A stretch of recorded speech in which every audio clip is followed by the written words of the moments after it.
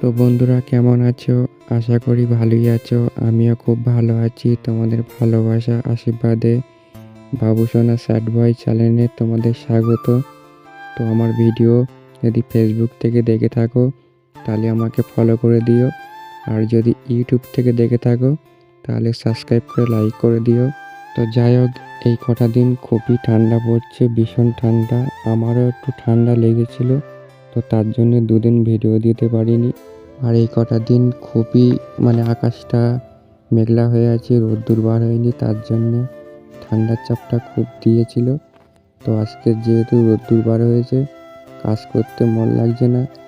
তো যাই হোক, তবুও রাস্তার দিকে একটু বেড়াতে গিয়েছিলাম, ভালো লাগছে না যেহেতু। তা আবার ভাবছি যে বেড়ালে হবে না, বসে থাকলে হবে না। বাড়িতে চলে আসলাম। বাড়িতে চলে এসে বাসি থালা বাসন ছিল কালকেকার, তো সেই সবগুলোই কলে নিয়ে গিয়ে ধোয়া মাজা করছি। আর আমার মাজা ঘষা হয়ে গিয়েছে। আমি ঘরে আসলাম, ঘর বারান্দাগুলো একটু ঝাড় দিচ্ছি, কারণ অনেকটা ধুলোবালি ময়লা হয়েছিল। তো দুটো ঘর বারান্দা ঝাড় দিচ্ছি। তো যাই হোক, অনেকটা বেলাও হয়ে গিয়েছে, আমি এখন রান্নার দিকে যাচ্ছি। আর আমি হাঁড়িতে চালটা নিয়ে ভালো করে চালটা ধুয়ে আমি বসিয়ে দিচ্ছি। আর সকালবেলা কিছু বাজার ছিল না, রান্না করতে গিয়ে দেখি কিছুই বাজার নেই। তো সকালবেলা আমি কিছু বাজার করেছি, তো সেটাই আর কি বাছাকোটা করছি। আর এখানে বাজার করেছিলাম বেগুন, টমেটো আর আলু নিয়েছিলাম, আর কিছু পেঁয়াজ নিয়েছিলাম। তো সেটাই আর কি এখন বাছাকোটা করে করছি। বেগুনটা ছোট ছোট পিস করে নিচ্ছি, কারণ তাড়াতাড়ি গলে যাবে। আর আলুগুলো বাছাকোটাগুলো করে নিচ্ছি, আলুটাও ছোট ছোট পিস করে নিচ্ছি, কারণ তাড়াতাড়ি গলে যাবে। তো তার জন্যে, কারণ তাড়াতাড়ি গলে গেলে আমার খুব ভালো হয়, কারণ তাড়াতাড়ি হয়ে যায়, তার জন্যে।